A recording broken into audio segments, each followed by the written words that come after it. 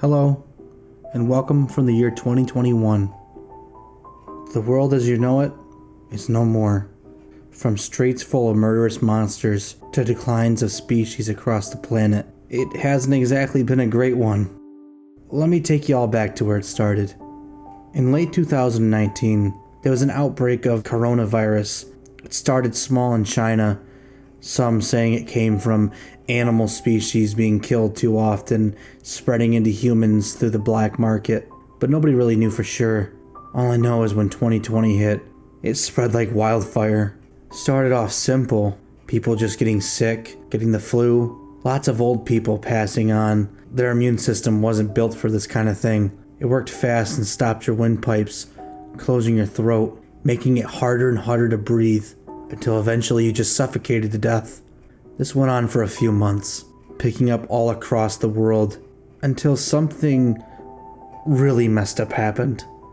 The virus took on a new form.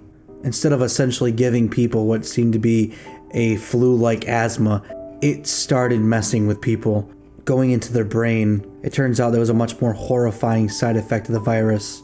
When it spread into your brain, it did one of three things. Number one, you just got sick. Maybe a cough, maybe a runny nose. You could even have no side effects and you just be a carrier of it.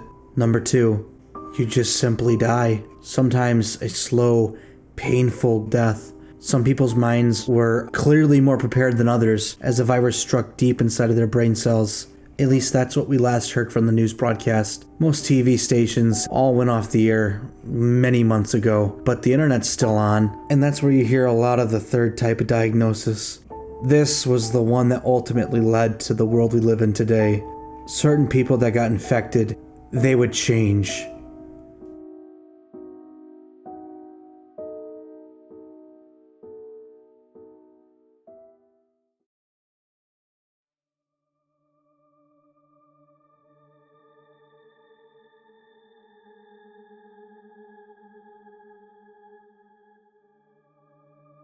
Their eyes would roll to the back of their skull, and upon rolling back, all sense of color would be gone, lost, and forgotten. The color would be a grayish silver, as if they had been blind for years.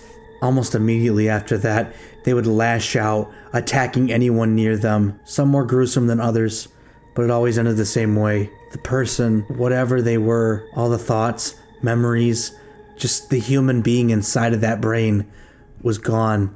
Blocked off, and inside of that body, that shell, was this new demented monster. Facebook seems to be a really good source where people come together and talk about these things, although it's not exactly as busy as it used to be back in the good old days, back before all this stuff started happening. I remember a lot of people would stand in line getting toilet paper, flour, sugar, meat, sanitizer, just a bunch of different resources for this virus to fight against it. People were stocking up shopping carts full of bread. There was a video going online of somebody filming the line. All of a sudden, multiple people in the line began attacking everyone in sight. Nobody was safe. I witnessed the video as people were getting their limbs torn off their body, being torn literally from the bone, choked and scratched at. I seen a man that looked like he had been in his 80s to almost 90s sprint full force and tackle what looked like a bodybuilder. This agility, watching what was happening to these poor people, hundreds of people in peril, screaming for their lives, trying desperately to run to their cars. Not even the cameraman was safe, as all we saw was the phone fly into the air as the camera filmed up the sky. It was a beautiful day until you seen the blood fly across the screen, dripping all over the camera. The screams of the man choking on his own blood. There was a few videos of these things happening. Horrible, terrible things. Nobody was safe. Almost as quick as he started the speech, we saw the stage rushed. From members of the Secret Service to people in the crowd, it was chaos. Watching our leader mutilated, it was all you saw before the broadcast was cut off. Over the next few weeks, most stations on TV were cut off as well. I had watched all this after my first ever experience with this virus. I try my best to forget what happened, but I'll never get the faces out of my head.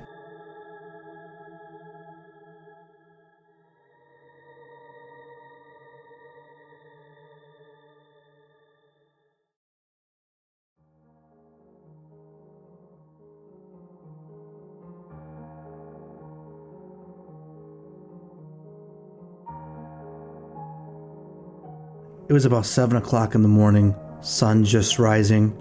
I got out of bed and poured my favorite cereal, and as I poured it into the bowl, in the other room I heard a blood-curdling scream.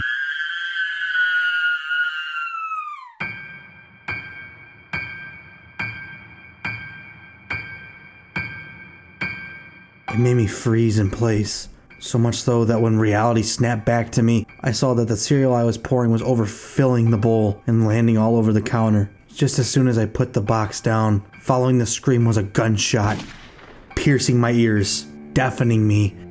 I fell back on the ground. That's when I heard footsteps as my grandpa ran in with his robe, covered in blood. I watched as the blood running off his robe dripped right onto the floor. He was speaking words, but I couldn't hear him. My eardrums were blown. Eventually, a loud ringing in my ears occurred, and then my sound came back, and all I heard was my grandfather screaming at me. He said, "Get up and run. Will we play hide and seek? Go, and don't look back." I nodded as I got up, horrified, running out of the room, out the open garage, running into the woods. There was a spot my grandpa and I would sit down. I sat there for a few minutes, hearing nothing but the wildlife, the crickets chirping, the frogs croaking. But that's when the sound of a second gunshot went off.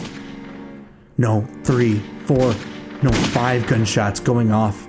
All of a sudden I heard a door slam. I looked at the garage. All I could see was the side of the garage, and that's where I saw an arm reach up.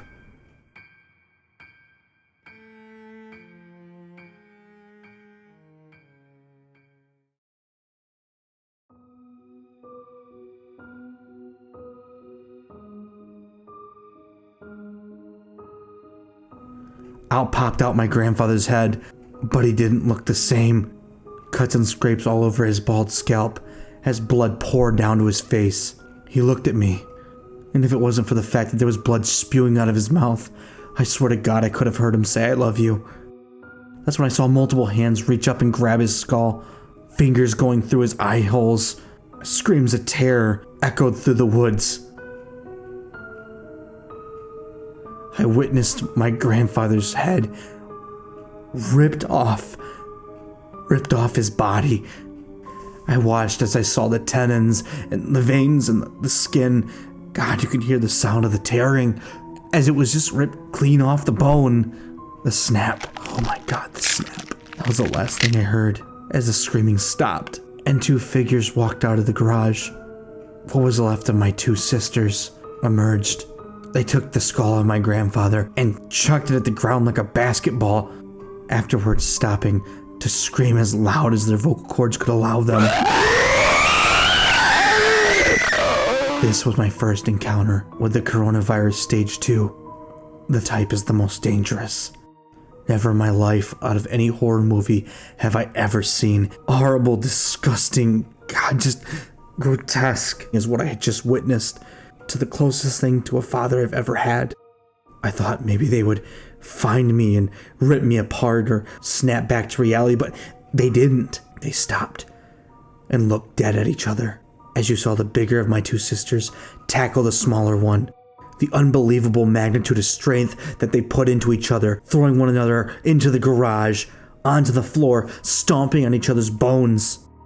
What was left of my older sister, she just stomped on the leg of my younger sister, just cutting it in 2. I could hear the bones just snap, but there was no scream of pain like you figured there would be. No, there was none. It was like 2 animals fighting to the death. It was horrifying. Eventually, it ended with the bigger of the 2 just crushing the windpipe, and eventually the throat of the other one. This goes against any zombie movie I've ever seen, any infected type of film setting. I couldn't explain it. Why would they kill each other? I guess the virus just made people go mad. It didn't matter if they were friend, foe, infected or non-infected. It didn't matter. It was a fierce source of dominance. And the virus just made you want to kill everything, regardless if you knew them or not. I watched as she got up and sprinted right down the driveway, cutting through the field. She ran faster than I've ever seen her sprint in her entire life. It was almost inhuman, as if she was about to prop on all fours, like some sort of a beast. I sat there for hours, it seemed, until the sun was about to set, just moping and crying quietly, having to look over and see the flies surrounding my grandfather's corpse, and also my sister's. Eventually I stumbled to my feet, slowly walking towards the open garage. I definitely didn't want to be out here during the nighttime. God knows what's crawling out here. I walked in and slowly lowered the garage, as if to keep her out if she were to return. I locked both front doors. But then a thought hit my mind.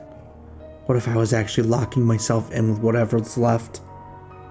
I looked down on my grandfather's corpse. He no longer held the weapon that he had in his hand just a mere few minutes before it had happened. I wanted to hug him, but his body was just so gruesome. I couldn't even hardly recognize him. Instead, I slowly crept inside, walking through the outside of the house, through the entrance. I looked on the ground where I saw the cereal now knocked onto the floor. I'm gonna guess one of their arms caught onto it when they were sprinting to the garage. All over the floor were bloody footprints. The house looked like it was out of a slasher movie. I had lived with both my sisters, my grandparents, my mom, and my uncle. My uncle had lived in the basement, and I had no idea, nor did I want to adventure down there, so I made my way over to the rooms. Upon crossing one, I saw what remained of my mother. Oh my God. Her entire bottom torso, her ribcage down, was just ripped out, thrown all over the room. I held back vomit in my mouth, tears rolling down my eyes, shivering as I walked closer to see my grandmother's corpse. There was a bullet hole in her head. I'm gonna guess my grandfather walked into this and had to do what he had to do to protect his family, but clearly it was too late. I couldn't stand the sight any longer. I walked out of the room. I burst into tears, screaming into my arm, trying not to make that much noise, not knowing what was still there or potentially going to come back. I didn't want to startle anything. I went past the girls' room, which was completely intact, besides an unmade bed and the plant that had been knocked over. They must have woken up out of their sleep, turned and sprinted, just sprinted towards my grandfather. The doorknob was off too. They must have ripped it off, not knowing how to open a door. Maybe, I don't know. I'm not going to speculate. I just want to collect myself here. I walked into the room, stepping over the clay of the broken potted plant, and looked at a picture of them. Just a few hours ago, this was my family, and now they're gone. That's when I heard a click, as a voice from behind me yelled, "Don't move!" Being spooked, I jumped, turned around, and held my hands up, opening up my mouth to scream, but nothing came out. I looked dead in the eyes of my uncle. He stood there in the doorway holding a gun up to my face, pointed right at me. He stopped and realized that I was me, and he lowered his gun. It's okay. He looked left and right, almost to spot to see if there was something there.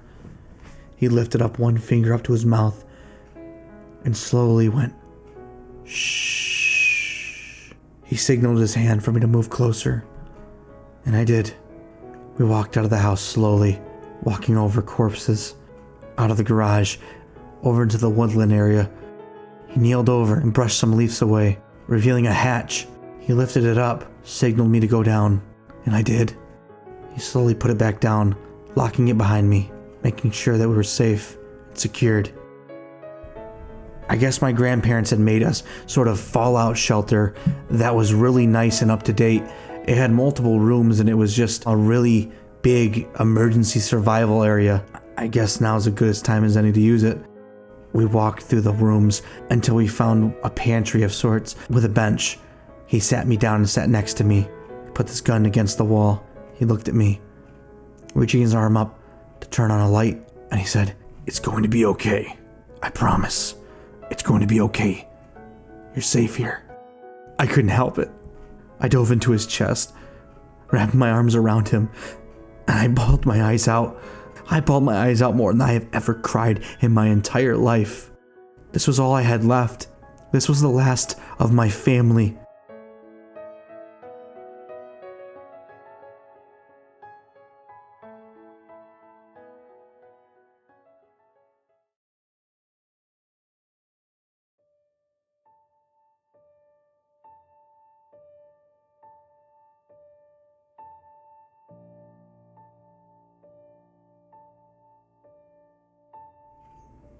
The pantry downstairs was full of lots of food and water.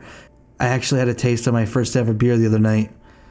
It wasn't too good. There's lots of clean blankets and clothes, and we even made some trips up to the surface to go and grab some of my stuff. The internet works down here still, so I mean that's good, right? Look on Facebook for all this crazy stuff that's going on, and I'm able to post this. There's rallies and groups across the nation, but they're way too far away for us to even think about going towards. I guess the stage 2 virus has infected so many people across the world, and almost a year later, it continues to grow. I've seen a lot of clips on Facebook and message boards from what little people survived, but apparently the monsters, I guess they have an instinct to kill anything around them. Man, woman, child, dog, cat, it doesn't matter. And I guess once everything has been killed or slaughtered, it's onto each other. They start murdering each other until there's only one left. It's horrible. It's just my uncle and I now. And as far as I know, I guess we're carriers, but we're immune to it. We haven't seen my sister. And sometimes we hear footsteps, or rather, sprints above the bunker. God, it's crazy. I wish I can go back in time and upload it live to YouTube, Facebook, Pinterest, anything I could possibly get it on. I feel really bad for anyone that was around during that time, just in public or with family, people that you could trust, and the horrible ways they could have died. If I could go back in time and let people know, I'd say, hey, people of 2020, count your blessings, because my tale, it happened in the summer of 2020. It's a good thing nobody's actually able to hear this. Could you imagine that? If people heard something like this way back then? I can't imagine how they could possibly react to it. Could you?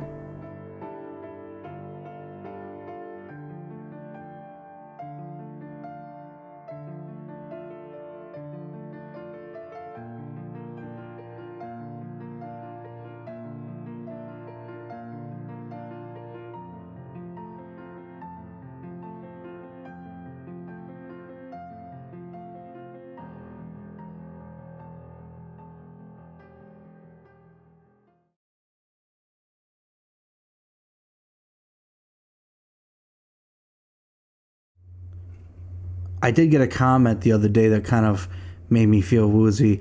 Someone asked me about what's the possibility that someone could be infected and just not show any symptoms for a good amount of time. I'm not quite sure. In fact, I have no idea. My uncle felt a little bit sick the other day and was throwing up, but I'm sure it's just the flu. I've never really seen any symptoms like this across the internet yet. Whoa. There's some sort of emergency going on. He keeps pounding on my door. I'll be right back, guys. Hold on. Oh my God. Oh my God.